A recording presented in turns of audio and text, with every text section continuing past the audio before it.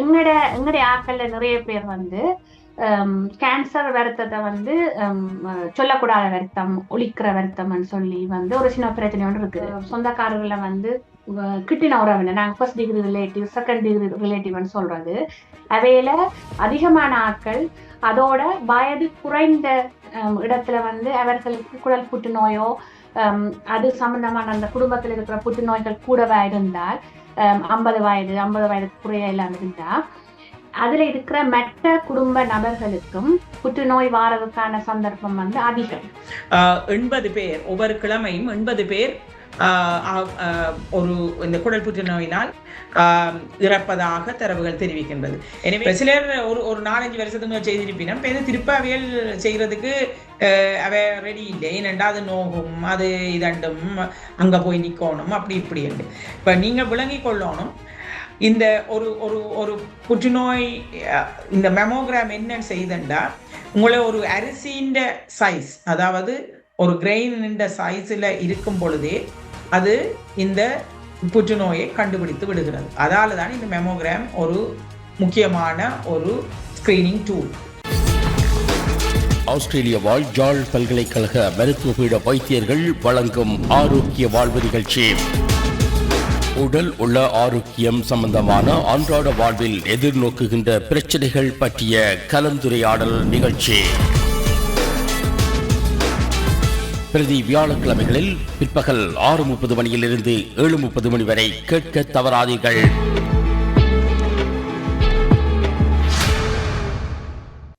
சிவகாமி, நீங்கள் சொல்லுங்கள், யாருக்கெல்லாம் இந்த புற்றுநோய் அதிகமாக ஏற்பட வாய்ப்பு உண்டு?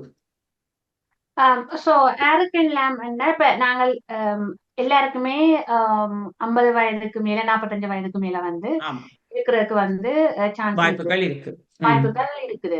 ஆனா யாருக்கு அதிகமான வாய்ப்புகள் இருக்குமெண்டா அங்க அவங்க சில பேரோட குடும்பத்துல வந்து இதே மாதிரி குடல் புற்றுநோய்கள் அல்லது எங்களோட சாப்பாட்டு பாதை சம்பந்தமா இருக்கிற ஸ்டொமக் கேன்சர், பட் சில ஜெனட்டிக் வந்து அவைக்கு கேரி பண்ணும். சில கேன்சர்ஸ் வந்து ஒரு குடும்பமாக கேன்சர் குடும்பமாக இருக்கும். அப்ப அந்த கேன்சர் இருக்கிற ஆட்கள் எல்லாரும் வந்து குடல் புற்றுநோய் இருக்கிறதுக்கான அறிகுறிகள் வந்து நம்ம சான்சஸ் வந்து கூடவா இருக்கும், வாய்ப்புகள் அதிகமா இருக்கும். அன்பார்ச்சுனேட்லி இதுல என்ன முக்கியமான விஷயம் என்றா எங்கடைய ஆக்கள்ல நிறைய பேர் வந்து கேன்சர் வருத்தத்தை வந்து சொல்லக்கூடாத வருத்தம், ஒழிக்கிற வருத்தம்னு சொல்லி வந்து ஒரு சின்ன பிரச்சனை ஒன்று இருக்குது. இப்ப நான் பார்த்த அளவுல குடும்பமே கதைக்க மாட்டினோம் சொல்லக்கூடாத வருத்தம் என்று சொல்லி. ஆனா இந்த சொல்லக்கூடாத வருத்தத்தை வந்து நீங்கள் உங்களோட குடும்ப ஆக்களுக்கு சொல்றது கொஞ்சம் நல்லம். ஏனென்றா எங்களுக்கு சில கேன்சர்ஸ், சில முக்கியமாக இந்த குடல் புற்றுநோய்கள் வந்து இப்ப அவர்களுக்கு அதிகமான குடல் புற்றுநோய் ஆட்கள் வந்து குடும்பத்துல இருந்தா, அதாவது அவங்களோட சொந்தக்காரர்களை வந்து கிட்டின உறவினர், நாங்க first degree relative, second degree ரிலேட்டிவ்னு சொல்றது, அவையில அதிகமான ஆட்கள் அதோட வயது குறைந்த இடத்துல வந்து அவர்களுக்கு குடல் புற்றுநோயோ அது சம்பந்தமான அந்த குடும்பத்தில் இருக்கிற புற்றுநோய்கள் கூடவா இருந்தால் 50 வயதுக்கு குறைய எல்லாம் இருந்தா அதுல இருக்கிற மற்ற குடும்ப நபர்களுக்கும் புற்றுநோய் வாரதுக்கான சந்தர்ப்பம் வந்து அதிகம்.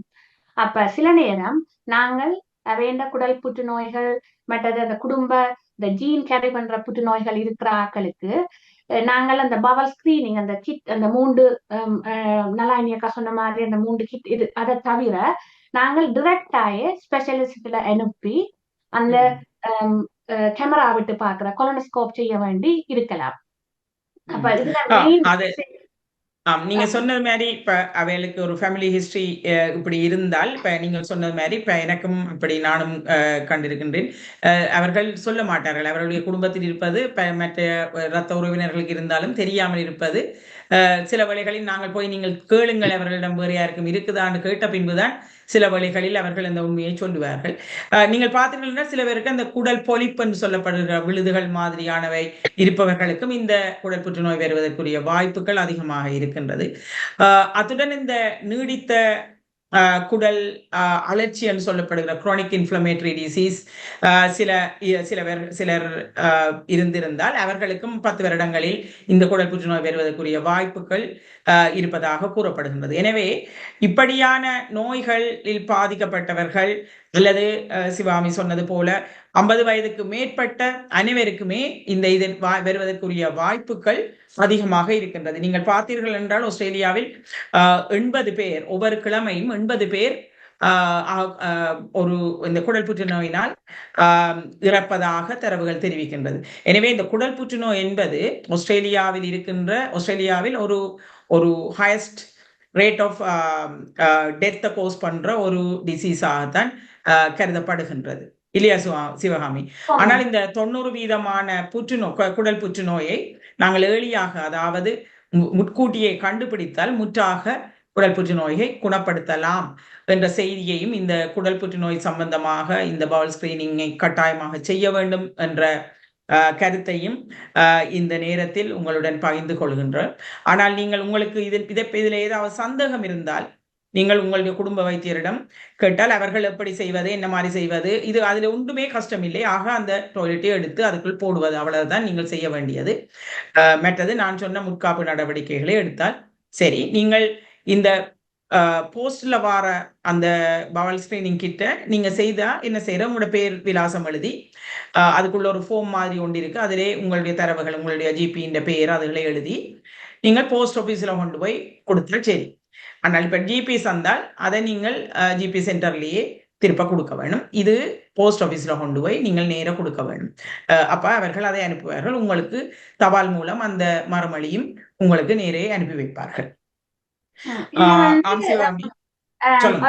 ஒரு few the take home messages. இது ஆஸ்திரேலியால ஃப்ரீ. இது நீங்க காசு பே பண்ண தேவையில்லை. இந்த பால் ஸ்கிரீனிங் டெஸ்ட். அப்ப அது ஒரு விஷயம். நீங்கள் அது சில பேர் வந்து அது இப்பவும் கேட்கிறவ, அதுக்கு காசு ஒண்ணுமே கட்ட தேவையில்லை, அது ஃப்ரீ அந்த ஸ்கிரீனிங் டெஸ்ட்.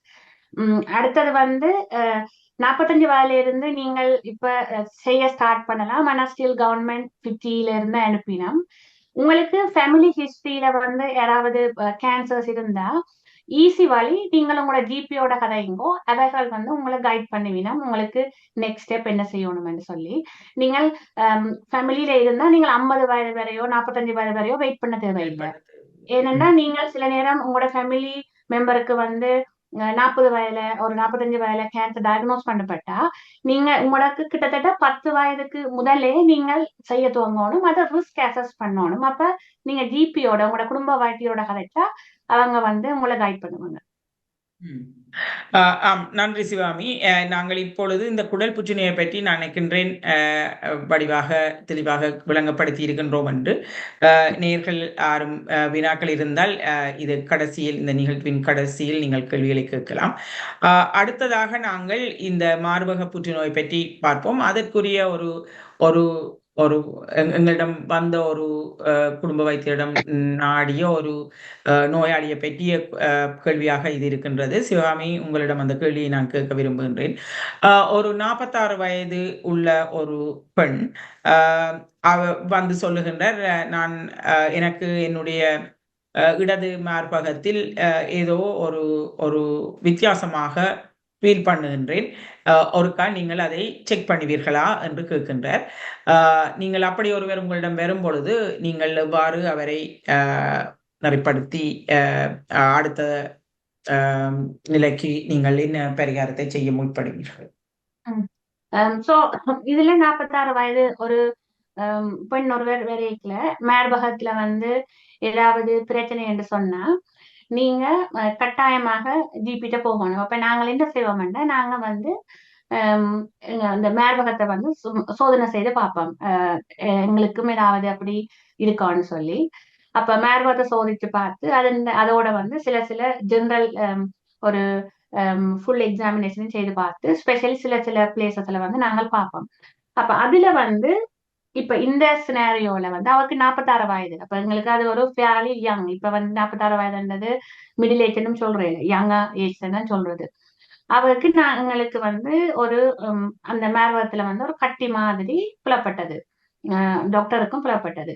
இப்ப நெக்ஸ்ட் ஸ்டெப் என்ன செய்யணும்னா நாங்க வந்து அவருக்கு அதை என்னன்னு சொல்லி கூட அறிவதற்காக நாங்கள் இமேஜஸ், அதாவது அல்ட்ராசவுண்ட் அண்ட் அதோட மெமோகிராமுக்கும் வந்து அனுப்பணும். அப்ப நாங்க வந்து இப்ப எங்களுக்கு இப்படி ஏதாவது ஒரு விஷயம் ஒரு சாதாரணமாக இல்லாமல் கட்டி அப்படி ஏதாவது தெரிஞ்சா நாங்கள் என்ன செய்வோம்னா உடனே ஒரு ஏஜென்டா வந்து அந்த இமேஜஸ் அல்ட்ராசவுண்ட் மெமோகிராம் ரெண்டுக்கும் வந்து அனுப்புவோம். அப்ப இங்க ஃபார்ச்சுனேட்லி வந்து எங்களுக்கு அதை பிரச்சனை சொல்லி எடுக்கல, உடனடியாக செய்யக்கூடிய வசதிகள் இருக்குது, வெயிட் பண்ண தேவையில்லை. அப்ப நெக்ஸ்ட் வந்து அப்படி அவர்களுக்கும் மெமோகிராம்லயும் அல்ட்ராசவுண்ட்லயும் வந்து அது மார்பக புற்று நோய்க்கான கூடிய சாத்தியக்கூறுகள் இருக்குதுன்னா அதுக்கு பிறகு அதுல இருந்து ஒரு சின்ன ஒரு பயாப்சின்னு சொல்றது அதை எடுத்து டெஸ்டிங்க்கு அனுப்பிவினோம். அனுப்பி அதுக்குரிய சிகிச்சைகளை நாளை மேற்கொள்ளணும். இதுல எங்களோட மெயின் பாயிண்ட் என்னன்னா, ஆஸ்திரேலியாவில வந்து 50 வயதுல இருந்து மார்பக புற்றுநோய்க்கான ஸ்கிரீனிங் வந்து இருக்குது, மெமோகிராம்னு சொல்லி 50 வயதுல இருந்து ஸ்டார்ட் பண்ணுது. அப்ப இவருக்கு 46 வயது. இப்ப அதுல நாங்கள் எங்க வந்து ஆஸ்திரேலியாவில வந்து அந்த ஸ்கிரீனிங் டெஸ்ட் வந்து எங்க மிஸ் பண்ணிட்டோம். இங்க ஏன் அவளை பிள்ளை வந்தோன்னு நாங்க சொல்லலாம். அது என்னடா அவங்க 46 வயது 50 வயதுல மெமோகிராம் ஸ்டார்ட் பண்ணுது. அப்ப அவருக்கு எங்க அந்த கேப் வந்ததுன்னு சொல்லி நாங்கள் கொஞ்சம் அதை பார்ப்போம். இதுல என்னண்டா அவரோட ஹிஸ்டரி கழிச்சு கொண்டு போனா அவருக்கு வந்து அவங்களோட ஃபேமிலியில அவரோட அம்மாக்கும் வந்து மார்பக புற்றுநோய் இருந்திருக்கு, அவண்ட அம்மாண்ட வந்து தங்கச்சிக்கு இருந்திருக்கு. அப்ப அவண்ட குடும்பத்துல 2 பேருக்கு ஒரே சைட்ல இருக்கிற ஃபேமிலியில இருந்திருக்கு.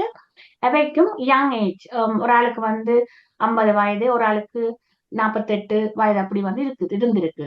அப்ப இதுல எங்க நாங்க இந்த இதுல கூட கவனம் செலுத்தி இருக்கணும்னா அவங்க குடும்பத்துல 2 பேருக்கு ஒரே சைட்ல யங் ஏஜ்ல வந்து வயது குறைந்த இடத்துல வந்து மார்பக புற்றுநோய் இருக்குதுன்னா அவண்ட மார்பக புற்றுநோய்க்கான ஸ்கிரீனிங் 40 வயதுல இருந்து ஸ்டார்ட் பண்ணலாம்.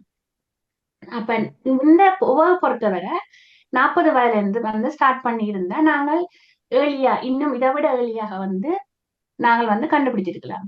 இதுல நல்ல விஷயம் என்னன்னா அவ 46 வயது தானே எனக்கு ஒன்றும் இல்லை என்று சொல்லி தேவையில்லாத இடத்துல பாசிட்டிவா எடுத்துக்கொண்டு வீட்டை இருக்காம ஜிபிட்ட பார்க்க வந்தது வந்து சரியான நல்ல விஷயம். அதோட எங்களுக்கு நாங்கள் இதுல திருப்பி நாங்க சொல்ல வர விஷயம் என்னன்னா, குடும்பத்துல வந்து ஏதாவது புற்றுநோய் அதாவது ஸ்பெஷலி யங் ஏஜ்ல வந்து இருந்தா நீங்க முன்கூடியே நீங்கள் ஜிபிட்ட வேற விஷயத்துக்கு போனாலும் அதை பற்றி கதைச்சு உங்களுக்கான நீங்க செய்ய வேண்டிய விஷயங்களை வந்து முன்கூடியே அறிந்து கொள்ளலாம். நீங்க சும்மா கேஷுவலா வந்து கதைக்கலாம். நீங்க பிளட் பிரஷர் செக் பண்ண போயிருக்கல, ஃப்ளூ வேக்சினுக்கு போயிருக்கல, ஏதோ ஒரு விஷயத்துல கதைச்சு கொள்ளலாம். கதைச்சு கொண்டீங்கன்னா நீங்கள் அவங்க வந்து அட்வைஸ் பண்ணுவாங்க, ஓகே நீங்க முதல் ஸ்டார்ட் பண்ணணும், அப்படி கொஞ்சம் ஒரு நாலேஜ் வந்து எடுத்துக்கொள்ளலாம். அப்ப இந்த பர்டிகுலர் மார்பக புற்றுநோய் சம்பந்தமாக வந்து நாங்கள் முக்கியமான விஷயம் 50 வயதுல இருந்து மெமோகிராம் ஸ்டார்ட் பண்றது. மெமோகிராம் வந்து இப்ப உங்களுக்கு இங்க எல்லாரும் தெரியும், அந்த ஆஸ்திரேலியாவில பிரெஸ்ட் ஸ்கிரீனிங் வந்து இருக்குது, அது எல்லா இடமும் இருக்குது. நீங்கள் உங்களோட பாட்டுல ரெஜிஸ்டர் பண்ணி செய்யலாம். அப்படி உங்களுக்கு ஏதாவது டவுட்ஸ் இருந்தா நீங்க வந்து ஜிபிட்ட போனா அவ வந்து உங்களை வந்து டிரெக்ட் பண்ணி விடுவினம். எல்லா மீட் பிளேசஸ்லயும் செய்யலாம். அவ வந்து உங்களை டிரெக்ட் பண்ணி விடுவினம். ஏதாவது ஃபேமிலி ஹிஸ்டரி இருந்தா அது வந்து சரியான இப்ப வேண்ட ஹிஸ்டரி மாதிரி ஒர்க் வந்த மாதிரி 40 வயதுல இருந்து ஸ்டார்ட் பண்ண வேண்டி வரும். உங்களுக்கு மார்பக புற்றுநோய் வந்து இவ்வளவு காமன் என்று சொல்லி நாங்கள் அந்த விளங்கிக் கொள்றது கொஞ்சம் குறைவு. அது கிட்டத்தட்ட நாங்கள் ஒரு ஒரு பிக்சரைஸ் பண்ணி அண்டர்ஸ்டாண்ட் பண்றதுக்கு இவ்வளவு காமன் என்று சொன்னா 1 in 8 women என்று சொல்லி ஒன்னு ஆஸ்திரேலியாவில. இப்ப அதாவது இப்ப 8 பேர் கேட்டுக்கொண்டிருந்தா அதுல ஒரு ஆளுக்கு லைஃப் டைம்ல வர்றதுக்கு சான்ஸ் இருக்கு. அப்ப அவ்வளவு காமன் மார்பக புற்றுநோய். இப்ப இதுல வந்து மார்பக புற்றுநோய் இவ்வளவு காமனா இருந்தாலும் இதுல நல்ல விஷயம் என்னன்னா, நாங்கள் எவ்வளவு ஏர்லியா டயக்னோஸ் பண்றோமோ, எவ்வளவு ஏர்லியா கண்டுபிடிக்கிறோமோ அவ்வளவு தூரம் வந்து அதை முற்றிலுமாக குணப்படுத்த முடியும். டாக்டர் நலாயினி அதை பற்றி கொஞ்சம் ஒரு விரிவா சொல்லுங்க. நாங்கள் இப்ப சிவாமி சொன்னது போல 8 பேரை எடுத்தால் ஒருவருக்கு இந்த நியூ சவுத் வேல் மாநிலத்தை பொறுத்தவரையில் புற்றுநோய் வரலாம் என்றது சொல்லப்படுகின்றது. என்றபடியால் யாருக்கும் வரலாம். இப்ப நான் எனக்கு சம்பந்தப்பட்ட என்னுடன் பழைய நோயாளிகளை பற்றி நான் சொல்லும் பொழுது ஏன் சில பேர் வந்து கேட்பினோம், ஏன் நாங்கள் இப்ப போன இதான 2 வருஷத்துக்கு முதல் தானே செய்தாங்களே, ஏன் இப்ப நாங்க செய்யணும் திருப்பண்டு. இப்ப சிலர் ஒரு 4-5 வருஷத்துக்கு முதல் செய்திருப்பினோம், இப்ப திருப்ப அவையல் செய்யறதுக்கு அவ ரெடி இல்லை. ஏனென்றா அது நோகும், அது இதண்டும் அங்க போய் நிக்கணும், அப்படி இப்படி என்று. இப்ப நீங்க விளங்கி கொள்ளணும், இந்த ஒரு ஒரு ஒரு புற்றுநோய் இந்த மெமோகிராம் என்னன்னு செய்தண்டா உங்களை ஒரு அரிசியின் சைஸ், அதாவது ஒரு கிரெயின் சைஸ்ல இருக்கும் பொழுதே அது இந்த புற்றுநோயை கண்டுபிடித்து விடுகிறது. அதாலதான் இந்த மெமோகிராம் ஒரு முக்கியமான ஒரு ஸ்கிரீனிங் டூல். அப்ப நீங்க இப்ப நாங்கள் ஒரு ஆள் அப்ப நீங்க கணக்கு பேர் வந்து சொல்லுங்க, டாக்டர் இருக்கா எங்கட பிரஸ்ட் இருக்கா செக் பண்ணுங்க. இப்ப நாங்களும் பெண் வைத்தியர்கள் என்றபடியால் ஆண் வைத்தியர்களிடம் போற பெண்கள் கூட சிலர் வந்து கேட்பார்கள், நீங்கள் ஒருக்கா செக் பண்ணா உங்களோட ஹை பாய்ச்சல் தொட்டு பார்த்துதேன்டா அது கண்டுபிடிக்கும் தானே டாக்டர். அப்படி இல்லை. இப்ப நாங்கள் எங்கட கையால தொட்டு எப்ப கண்டுபிடிப்போம்டா அது ஒரு செடிப்பழம் அளவு சைஸுக்கு வந்த பிறகுதான் எங்கட கையால ஒரு கட்டிய கண்டுபிடிக்க முடியும். அப்ப மெமோகிராம் ஒரு கிரெயின், அதாவது ஒரு அரிசியின் அளவுல அது கண்டுபிடிக்கும். நாங்கள் கண்டுபிடிக்கிறது எங்கட கை கண்டுபிடிக்கக்கூடியது ஒரு செடிப்பழம் அளவு சைஸுக்கு வந்தாங்க. அப்ப நீங்க 2 வருஷத்துக்கு ஒருக்கா இந்த மெமோகிராம செய்தீங்களா நிச்சயமாக அதை ஏர்லியா கண்டுபிடிக்கலாம். கண்டுபிடிச்சா பிரஸ்ட் கேன்சரை நீங்க முற்றாக குணப்படுத்தக்கூடிய ஒரு கேன்சர் என்றதை நீங்க விளங்கி கொள்ளணும். அதாலதான் இது ஒவ்வொரு 2 வருஷமும் செய்ய வேணும். இப்ப நீங்க இப்ப சின்னனா இருந்தது கூட நீங்க கண்டுபிடிச்சலாம் 2வது வருஷம் செய்யல, 2வது படக்கண்டு அப்படியோ உடனே வளர்ந்து பெருசா வராது. அப்ப நீங்க டாக்டர் செக் பண்ணினா சரி, நான் தமதி பார்த்தனான் ஒன்னும் தெரியலன்னு நீங்க நினைக்க கூடாது. மெமோகிராம் தான் அதை செய்ய வேணும். மற்றது சிவகாமி சொன்னது போல இது ஃப்ரீயா நாங்க செய்யறோம். இப்ப இதுக்கு நீங்க காசு கட்ட தேவையில்லை. பட் இது எங்க செய்யறோம்னு சொல்லி சிவகாமி சொன்னா, இப்ப இது வந்து இப்ப மெமோகிராம் இப்ப நீங்க ஒரு கம்யூனிட்டியா நீங்கள் ஆர்கனைஸ் பண்றா அந்த கம்யூனிட்டி வேன்லயே வந்து மெமோகிராம் செய்துட்டு போவாங்க. இல்லாட்டி நீங்க இந்த மாயஸ் ஷாப்பிங், எல்லாருக்கும் ஷாப்பிங்ல நீங்க வெஸ்ட் பாயிண்ட் போயிருப்பீங்க, மாயஸ் ஷாப்பிங் காம்ப்ளெக்ஸ் தெரியும். அந்த மாயஸ்ல சன்ஃபிளவர் கிளினிக் இருக்குது, அங்கதான் இந்த மெமோகிராம செய்யற இடங்கள் இருக்குது. அப்ப நீங்க ஒருக்கா செய்தீங்களா 2 வருஷத்துக்கு ஒருக்கா உங்களுக்கு மெயில் அனுப்பி அனுப்பி அனுப்பி அனுப்பி உங்களை கட்டாயம் வாங்கன்னு சொல்லிக்கணும். பலர் நினைக்கிறது இதுக்கு போனா இது நோகும், அமத்தினா நோகும், மற்ற பக்கத்து வீட்டுக்காரன் சொன்னது இப்படி அண்டு இப்படி நீங்கள் நீங்க நோவுன்னு நினைச்சா நீங்கள் பிள்ளைகள் எல்லாம் பெற்று அந்த நோயின் இது ஒரு 1000ல் 1 பங்கும் வராது.